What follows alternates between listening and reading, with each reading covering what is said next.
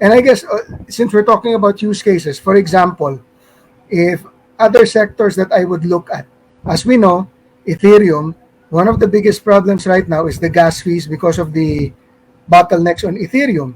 So another area that you could look at will be alternative blockchains which are available, di ba? Because one reason why you had, let's say, of course, there are other reasons, but one reason why Binance has moved in price, has moved up, is because they have the Binance Smart Chain.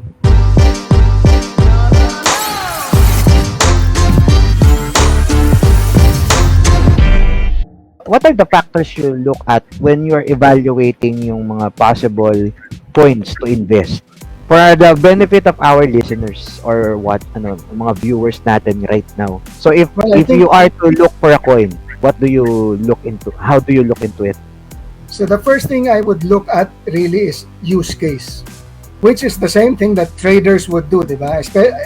Except if you're traders that are looking at trading even the coins that even the shit coins just because the chart says so, right? But generally, traders will also want to see what's the use case of a coin, because that, especially for me, if I'm looking, remember that I take a minimum of 18 months position, if not longer. So I have to look at a coin na I am convinced by the use case.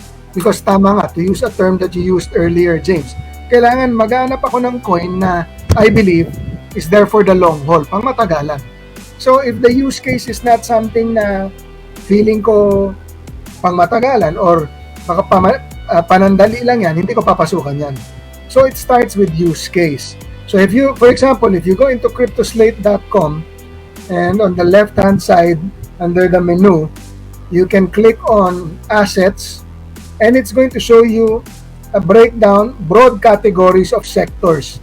So dyan, maghahanap ka ng base sa ano sa tingin mo ang use case na that resonates with you. You could look at, for example, energy. You will look at, let's say, if you believe that renewable energy is something that will continue to grow in the future, you can look at cryptos which are involved in renewable energy. You can find that there.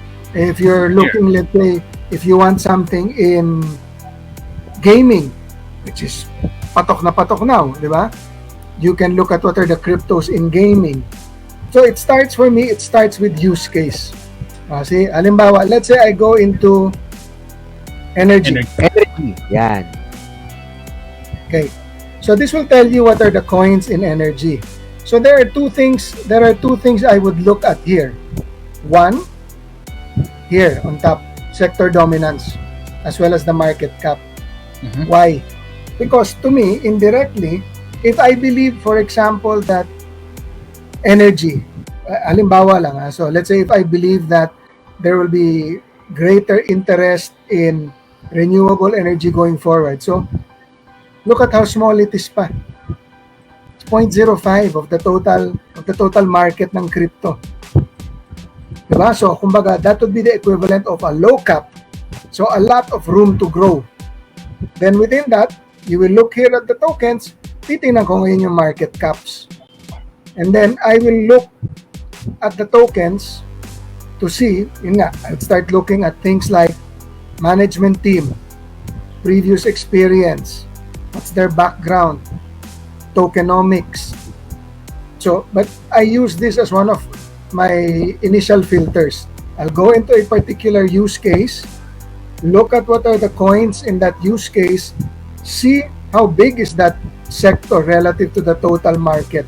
Eto, since we were talking about this is what I find amusing. So we're talking here about energy, real life example. Now if I go back to the same thing, you notice there is a sector on meme coins. Meme coins. Mm-hmm. Meme coins, yan. Siyempre, number one, Dodge. At tingnan ninyo, energy, 0.05%. Ito, 1.63. This one makes the energy sector look like a baby. The energy sector was only $1 billion market cap. This is 35. Right. And it's meme pa. And this is a category for meme coins. When they say it's a meme, literally they mean it's a joke. you already have a situation where the creators are basically saying no value. However, if the market chooses to put a value to the coin, syempre, bakit naman hihindi yung creator, di ba? Basta siya, he was upfront, it's a meme coin. If the market chooses to give value to it, then hindi na siya pwedeng, he can't be blamed for that. For example, sabihin natin right now, me or Dogecoin is a meme coin. So sabihin natin, it's a joke coin. Okay? Pero what if eventually they decided to improve the coin? Sabihin natin nagkaroon ng magandang development or roadmap, nagkaroon ng magandang project, or sabihin natin ginawa nila ng magandang infrastructure. But still, it's a meme coin. Tama? Okay, so what's that? But no.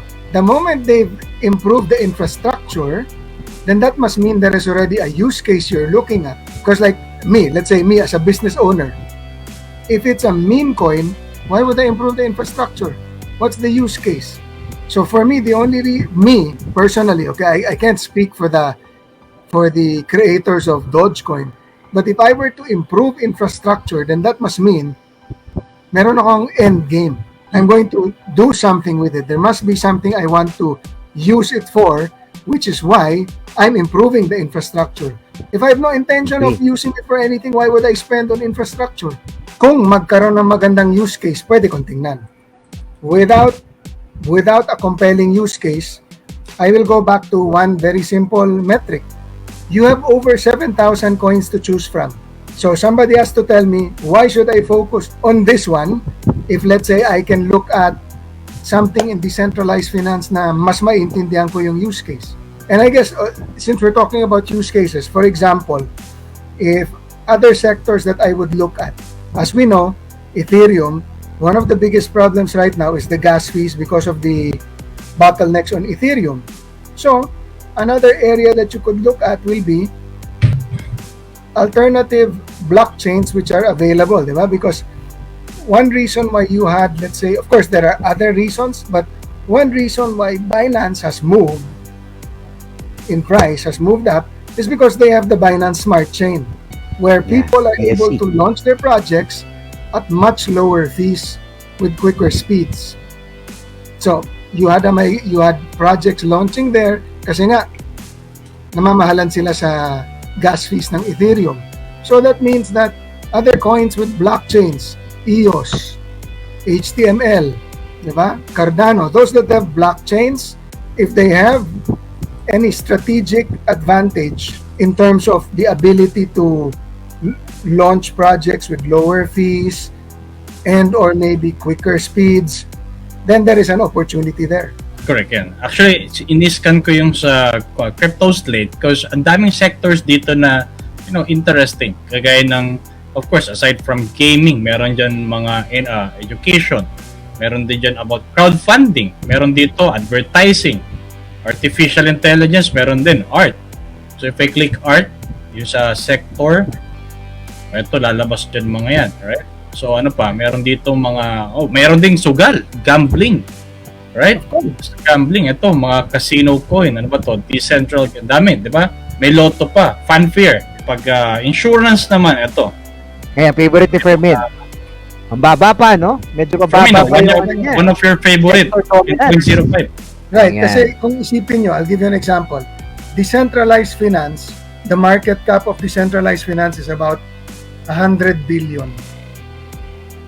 So, if we agree that the opportunity for insurance, halimbawa, is, yun nga, di ba, na ang gagawin mo is, whatever you have in the physical world, ini-insure ninyo, di ba? So, isipin nyo, you have something, decentralized finance is at 113 billion, and right now, the insurance, the cryptos in insurance are only 1 billion. Not even 1%. So that's why I'm saying, I'm looking at insurance as a possible area that can grow significantly over the next 2-3 years.